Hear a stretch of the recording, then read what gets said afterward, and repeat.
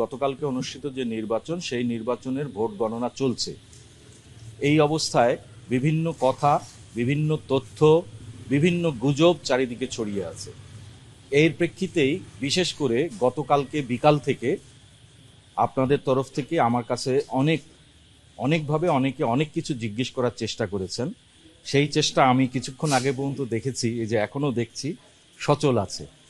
তাই আপনাদেরকে আমি কষ্ট দিয়েছি যে আসলে একজন একজন করে বলার চেয়ে আপনারা যে আমার আহ্বানে এখানে এসছেন, যে আপনাদের সাথে আপনাদের তথ্য, আপনাদের প্রশ্নগুলোর উত্তর যাতে আমি একবারে দিতে পারি, সে কারণেই আসলে এখানে আসা।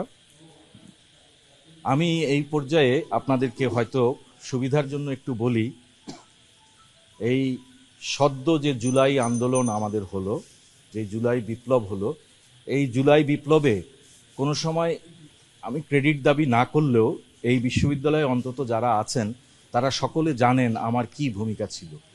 আমি তখনও রাষ্ট্রের সর্বোচ্চ ব্যক্তি থেকে শুরু করে বিভিন্ন গোয়েন্দা সংস্থার হুমকি ধামকির প্রতি মাথা নত করি নাই। আমি সবসময়, যারা আমার ছাত্র আছেন এবং বিশ্ববিদ্যালয়ে পরিচিত তারা জানেন যে আমি সবসময় ন্যায়ের পথে থাকি। আমি হুট করে কোনো সিদ্ধান্ত নেই না, কোনো ধরনের দলীয় ব্যক্তি অথবা কোনো লোভে অথবা কোনো ব্যক্তিকে বিপদে ফেলানোর জন্য আমি কোনো সিদ্ধান্ত নেই না। আমি মোহাম্মদ মাফরুহি সাত্তার, ফার্মেসি বিভাগের শিক্ষক। আমার এই পরিচয়ই আমি মনে করি সবচেয়ে বড়। আজকে আপনারা জানেন যে নির্বাচন নিয়ে গতকালকে অনেক ধরনের প্রশ্ন উত্থাপিত হয়েছে।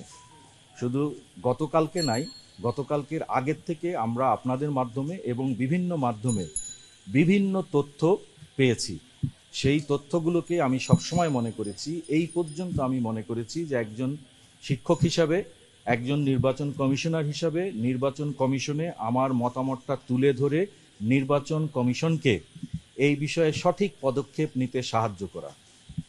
আমি আজকে বলতে বাধ্য হচ্ছি যে আমাকে বিভিন্নভাবে অনেকেই অনেক প্রশংসা করলেও ঠিক সঠিক সিদ্ধান্ত নেওয়ার জন্য যখন আমি কোনো মতামত দিয়েছি অথবা আমি কোনো জিনিস তুলে ধরেছি, তখন অনেক ক্ষেত্রেই দেখা গেছে তা বিভিন্নভাবেই বিভিন্ন কারণে পরিবর্তন করা হয়েছে। আমি একজন দায়িত্ববান হিসাবে হয়তো এর ডিটেলস কোনো কিছু বলবো না, কিন্তু আমি আজকে আপনাদেরকে, প্রিয় সাংবাদিকবৃন্দ, যেটা বলতে চাই যে আমাদের প্রত্যাশা ছিল কি, ৩৩ বছর পরের একটি জাকসু নির্বাচন। শিক্ষার্থীরা কি চেয়েছেন, এখনো কি চাচ্ছেন? জাকসু নির্বাচন হয়েছে, তারা ফলাফল চাচ্ছেন, তারা ফলাফলটা প্রকাশ করতে চাচ্ছেন। কিন্তু অত্যন্ত দুঃখের সাথে জানাচ্ছি যে এই সমগ্র প্রক্রিয়া যেভাবে বিতর্কিত করা হয়েছে, যেভাবে এই প্রক্রিয়াগুলো সম্পাদন করা হয়েছে এবং সর্বশেষ এই ত্রুটিগুলোকে দূর করার জন্য যে সকল পদক্ষেপ নেওয়ার জন্য বলা হয়েছে, করা হয়েছে, তার কোনোটাই গ্রহণ করা হয়নি। আপনারা হয়তো জেনে থাকবেন যে আজকে বিকাল 4টায় প্রধান নির্বাচন কমিশনার সভা ডেকেছিলেন। সভাটি আসলে আমি তাকে অনুরোধ করেছি যে আমরা আলাপ করে নেওয়ার জন্য। আমরা দীর্ঘক্ষণ সভা করেছি। আমি আসলে এই অংশটুকু না বলেই পারছি না যে এক পর্যায়ে যখন আসরের নামাজের শেষ হয়ে যাচ্ছে তখন আমি উঠে নামাজ পড়তে গিয়েছি। নামাজ পড়ে এসে দেখেছি ভোট গণনা শুরু হয়ে গেছে। আমি আপনাদেরকে জানাচ্ছি যে আমি নির্বাচন কমিশনকে বারবার অনুরোধ করেছি যে যেই অভিযোগগুলো উত্থাপিত হয়েছে এবং যে সকল সমস্যাগুলো আছে সেগুলোর দিকে দৃষ্টিপাত করে আপাতত গণনা স্থগিত রাখা হোক। দ্রুত সময়ের মধ্যে এ সকল সিদ্ধান্ত গ্রহণ করে শিক্ষার্থী সহ সারা দেশ যেই বিষয়টি জানতে, যেই দিকে চেয়েছিল একটা সুষ্ঠু স্বচ্ছ জাকসু, সেই দিকে আমরা এগিয়ে যাই। কিন্তু আমি তাতে ব্যর্থ হয়েছি। এই ব্যর্থতার দায়ভার আমাকে গতকালকে থেকেই, তার আগেও ছিল, গতকালকে থেকেই আমাকে পীড়া দিয়ে এসছে। সেই জন্য আমি এখন বাধ্য হয়েছি। আমি অনেকগুলো অনিয়ম দেখেছি, অনেকগুলো মারাত্মক রকমের ত্রুটি দেখেছি, যেই ত্রুটিগুলো আসলে পুরো নির্বাচন প্রক্রিয়াটাকে প্রশ্নবিদ্ধ করেছে। এরকম পরিস্থিতিতে আমি নির্বাচন কমিশনের সকলে এই বিষয়ে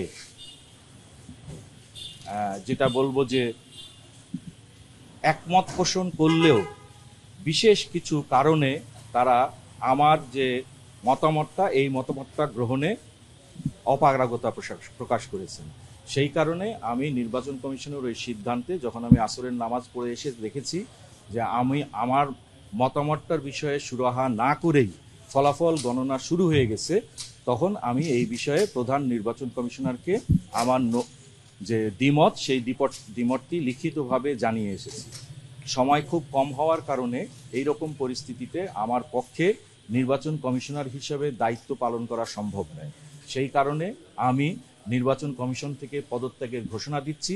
আমি অতি দ্রুত এই সংক্রান্ত যে লিখিত বক্তব্য তা আপনাদেরকে এবং নির্বাচন কমিশনকে জানিয়ে দিব। নির্বাচন সম্পর্কে যেই সকল বিষয়গুলো উঠে এসেছে সেগুলোর কারণে নির্বাচনের ফলাফলটা আমি কিন্তু এটা এখন বলিনি, গতকালকে বিকাল থেকে বলেছি, ঠিক আছে?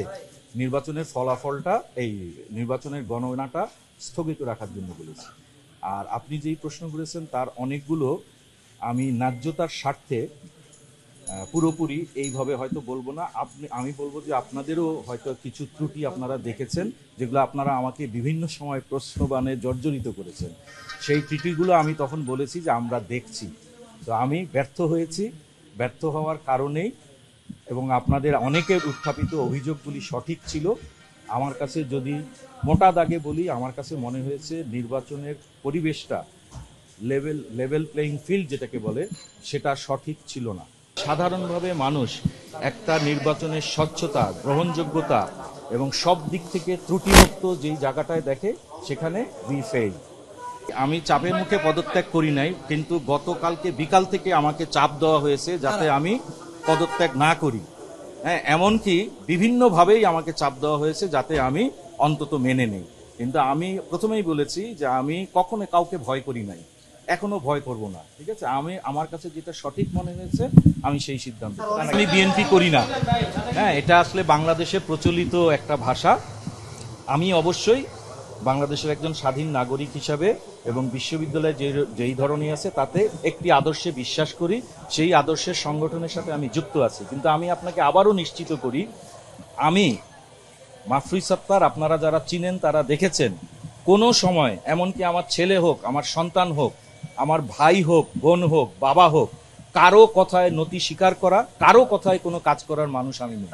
যদি আমি নিজে এমন একটা জায়গায় মিথ্যা তথ্য দিয়ে নির্বাচনকে প্রভাবিত করার চেষ্টা করি যেই জায়গাটা বাংলাদেশের সর্বোচ্চ, তবে আমি কি মনে করব যে ফলাফল যে এইভাবে হচ্ছে, এই ফলাফলটা তো নরমাল না, এটা অ্যাবনর্মাল, ঠিক আছে? তার মানে কি ফলাফলটা দেওয়ার কথা কার? আপনি বলুন, আপনি বলুন ফলাফল দেওয়ার কথা কার? আপনি বলুন প্লিজ, কার দেওয়ার কথা?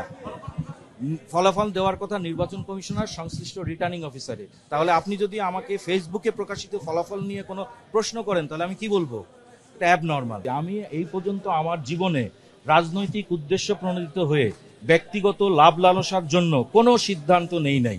আমি ন্যায়, নীতি, যৌক্তিকতার উপর দাঁড়িয়ে কথা বলেছি। অনেকে অনেক কথা বলতে পারে, আমার আসলে সব কথা একজন শিক্ষক হিসেবে নেওয়া কিন্তু সঠিক না, কারণ আমি যথেষ্ট বয়স হয়েছে, তাই না? আমি এটা যুক্তির খাতিরে কিন্তু বলেছি কথাটা, যে আমি তো কাউকে তো বাধ্য করা তো দূরে থাকবো, বরঞ্চ আমাকে অনেকে বলছে, একটু আগেও ফোন করে একজন বলেছে যে আপনারা যেভাবে জানতে চাচ্ছেন বিষয়টা কিন্তু সেরকম না। আমারই হয়তো একজন পরিচিত জন, শুনলাম স্যার আপনি নাকি পদত্যাগ করছেন, তো স্যার আপনি কিন্তু পদত্যাগ করেন না। আমি ওই অর্থে বলেছি যে উল্টা এটা, যে আমাকে বরঞ্চ কেউ কেউ এরকম বাধা প্রদান। আমরা বহু আগে নির্বাচন কমিশন সিদ্ধান্ত নিয়েছি। কি সিদ্ধান্ত নিয়েছি? যে আমরা ভোট গণনা করব কিভাবে? মেশিনে করব, তাই না? তাহলে আমরা এখন ভোট গণনা করছি কিভাবে? ম্যানুয়ালি করছি। হ্যাঁ, আচ্ছা, আপনার প্রশ্নের উত্তরটা আগে দিয়ে নেই। এখন আমরা করছি কিভাবে? গণনা করছি এইভাবে। তাইলে আপনি ঠিক যেমন বলেছেন যে কেউ হয়তো ভাবছে এরকম, এটা তো ভাবনার বিষয় না। বিষয়টা হচ্ছে কি যে সুন্দর অসুন্দরের প্রসঙ্গ না, ঠিক আছে? প্রসঙ্গ কাটে কিন্তু নিয়ম অনিয়ম। ধন্যবাদ। অনেক মানে সুন্দর প্রসেস কিন্তু অনিয়ম হতে পারে, বেআইনি না। আমরা কোনো মেশিন কিনিনি। এই যে অনেক অপতথ্য আছে, হ্যাঁ, আমরা কোনো মেশিন, যেমন অনেক অপতথ্য ছিল, আমরা নাকি যেমন দেখেন এই যে বলছেন না যে কি কি অনিয়ম হয়েছে, হ্যাঁ, দেখেন আসলে আপনারা তো সবাই ট্রেইন, হ্যাঁ, আমি কিন্তু এই যে ইনফোডেমিক্স এর উপর অনেক কাজ করেছি, ঠিক আছে? সেখান থেকে জানি যে আসলে অপতথ্য কোনটা, মানে মিস ইনফরমেশন কোনটা, ডিস ইনফরমেশন কোনটা, তাই না? ওই যে উনি একটা প্রশ্ন করেছেন, শুধু এটা না, আগের থেকেই কিন্তু হচ্ছে আমরা এই কিনেছি সেই কিনেছি, ঠিক আছে? এইগুলা যারা তথ্য দিয়েছেন, যারা সরবরাহ করেছেন, এগুলো কিন্তু আসলে আমি অন্তত এতটুকু বলবো মিস ইনফরমেশন। তো আপনারা আশা করি মিস ইনফরমেশনের করবেন না। আর একটা কথা আমি বলি, আপনারা বারবারই বলছেন, আপনারা বলতেই পারেন, সেটা আপনাদেরই, সেটা হচ্ছে যে আমাকে সুনির্দিষ্টভাবে বলছেন কিছু জিনিস বলার জন্য। আমি সুস্পষ্টভাবে বলেছি কি, যে আমি যেই সুনির্দিষ্ট বিষয়গুলো বলবো এটার একটা রাইট আপ তৈরি করার প্রয়োজন রয়েছে, এটার একটা আইনি দিক থাকবে, ঠিক আছে? এই সব কিছু বিবেচনা করে বলবো। কিন্তু আমি আশা করছি যেটা, যে যেই অনিয়মগুলো হয়েছে এরপরেও আমি আর বসে থাকতে পারছি না, সেই কারণেই আমাকে কমিশন থেকে পদত্যাগ করতে হবে।